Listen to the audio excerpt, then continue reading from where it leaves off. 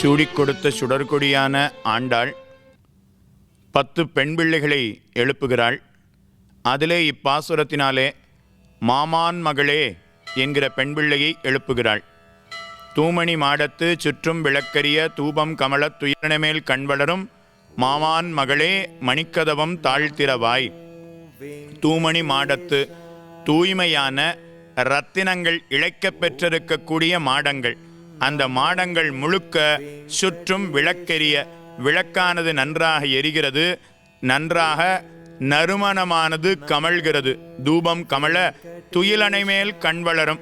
அவ படுத்துருக்கக்கூடிய படுக்கை, அந்த படுக்கை கிட்ட வந்து நான் தூங்கவே மாட்டேன் அப்படிங்கிற சங்கல்பத்தோட யார் வந்தாலும் அவ தொட்ட உடனே தூக்கம் வந்துருமா. அதனால தூக்கத்தை உறங்கச் செய்யக்கூடிய அணை. துயிலணை மேல் கண் வளரும், கண் வளரும், நன்றாக படுத்து உறங்கிக் கொண்டிருக்கக்கூடியவளே மாமான் மகளே. ஆண்டாளுக்கு உறவாம் அந்த பெண்ணு. அதனால மாமான் மகளே மணிக்கதவம் தாழ்த்திரவாய். மணிக்கதவம், அந்த கதவனுடைய தாள்களை திறப்பாய். மாமீர் அவளை எழுப்பீரோ.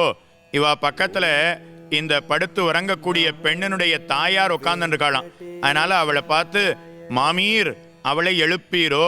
அவதான் எழுந்திருக்கலன்னா நீங்களாவது அவளை எழுப்பி விடலாமே, அதுவும் செய்யாம அப்படியே உட்கார்ந்துருக்கீளே.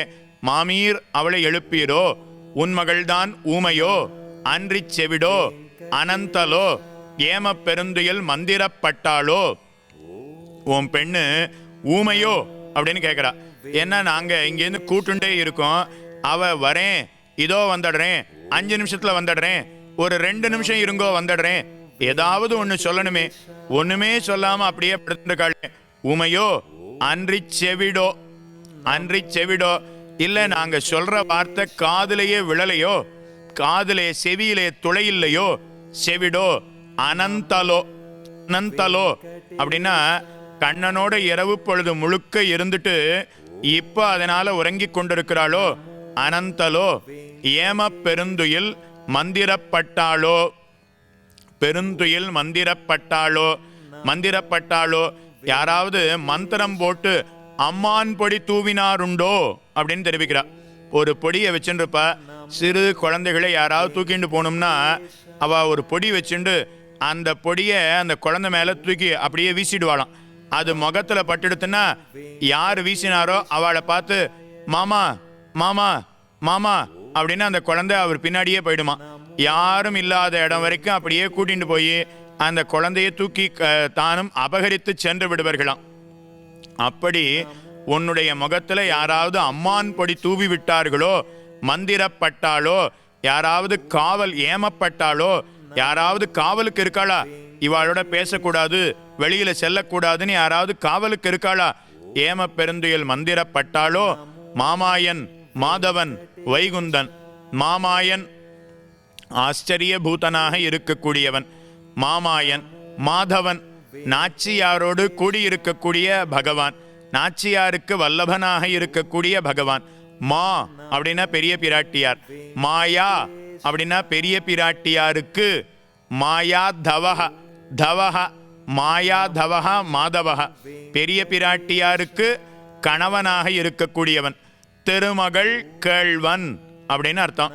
மாமாயன் மாதவன் வைகுந்தன். வைகுந்தத்துல இருக்கக்கூடிய பகவான். மாமாயன் மாதவன் வைகுந்தன் என்று என்று நாமம் பலவும் நவின்று. மாமாயன் என்று, மாதவன் என்று, வைகுந்தன் என்று அப்படி சொல்லணுமா. மாமாயன் அப்படின்னா சுலபனாக இருக்கக்கூடியவன். மாதவன் அப்படின்னா நாச்சியார் கேள்வனாக இருக்கக்கூடியவன். வைகுந்தன் அப்படின்னா ரொம்ப உயர்ந்தவன்.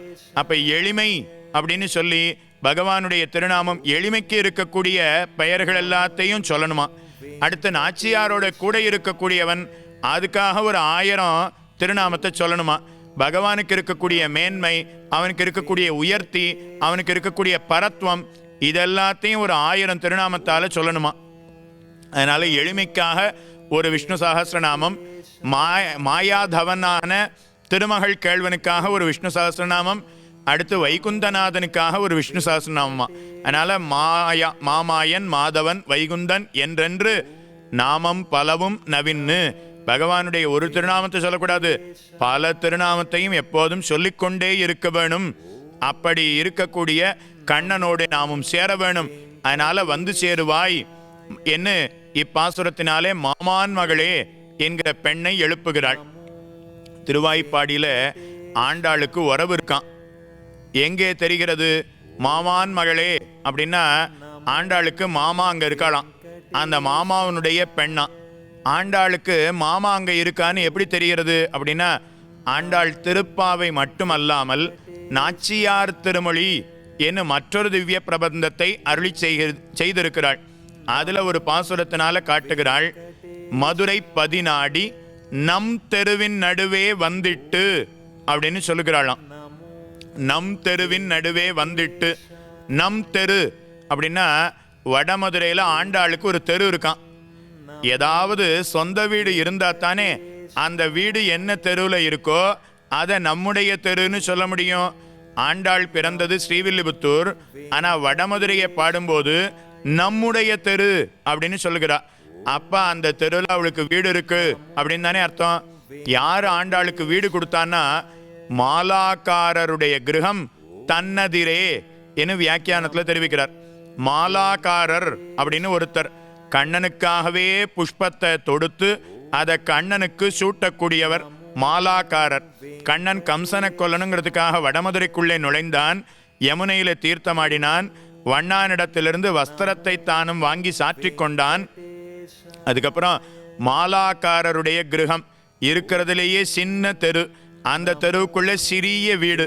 அந்த வீட்டுக்குள்ள கண்ணன் போய் அவருடைய பக்திக்கு மெச்சினவனான கண்ணன் அவருடைய கையால புஷ்பத்தை வாங்கித்தான் அணிந்து கொண்டானே.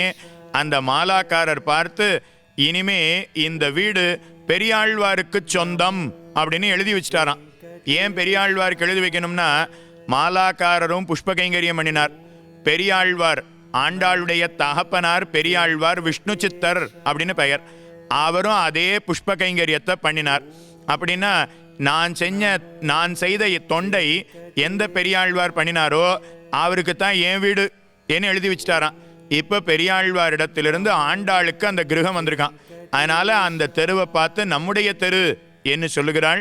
அங்கே இருக்கக்கூடிய ஒரு பெண்ணு அவளை பார்த்து மாமான் மகளே என்று சொல்லுகிறாள். கூரத்தாழ்வான் என்பவர் பகவத் ராமானுஜருடைய சீடர். ராமானுஜருடைய சீடர்கள் அப்படின்னா முதல்ல கூரத்தாழ்வான் தான் நமக்கு ஞாபகத்துக்கு வர வேணும். இத்தனை தூரம் கூரத்தாழ்வான் இத்தனை பேர் கொண்டாடினாலும் கூட கூரத்தாழ்வான் பார்த்து எனக்கு இத்தனை பெருமை இருந்தாலும் முதலியாண்டானுக்கு இருக்கக்கூடிய பெருமை எனக்கு இல்லையே என்று குறைப்பட்டு கொள்வரான். முதலியாண்டானுக்கு என்ன பெருமைனா, முதலியாண்டான் ராமானுஜருக்கு மருமகனுடைய ஸ்தானம். அம்மான் அப்படின்னு சொல்லுகிறோம் மாமாவை, மருமான் அப்படின்னு சொல்லுகிறோமே. ராமானுஜருக்கு சீடராக இருக்கக்கூடியவர் முதலியாண்டான். அத்தோடு சேர்த்து உறவு. என்ன உறவு அப்படின்னா மருமகன் அப்படிங்கிற உறவு. என்ன இருந்தாலும் சீடன் அப்படிங்கிற உறவு தானே எனக்கு. முதலியாண்டானுக்கு அப்படி இல்லையே. தானே சிஷ்யனாகவும் இருக்கிறார், ராமானுஜருடைய திருமேனி சம்பந்தம் படைத்தவராகவும் இருக்கிறாரே.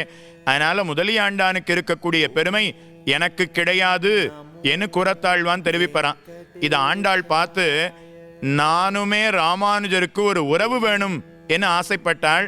அதனால ராமானுஜரை பார்த்து ஆண்டாள் நம் அண்ணரே வாரும் அப்படின்னு அழைச்சாளாம். ஆண்டாள் திருமாலிருஞ்சோலையில் இருக்கக்கூடிய பகவானுக்காக 100 தடா வெண்ணெய் 100 தடா அக்கார வடிசில் சமர்ப்பிக்கிறேன் ஆசைப்பட்டாள். ஆனா நிறைவேற்ற முடியவில்லை. ராமானுஜர் நிறைவேற்றினார். தங்கையினுடைய ஆசையை அண்ணன் தானே பூர்த்தி செய்வன். அப்ப என்னுடைய ஆசையை ராமானுஜர் பூர்த்தி செய்து விட்டார்.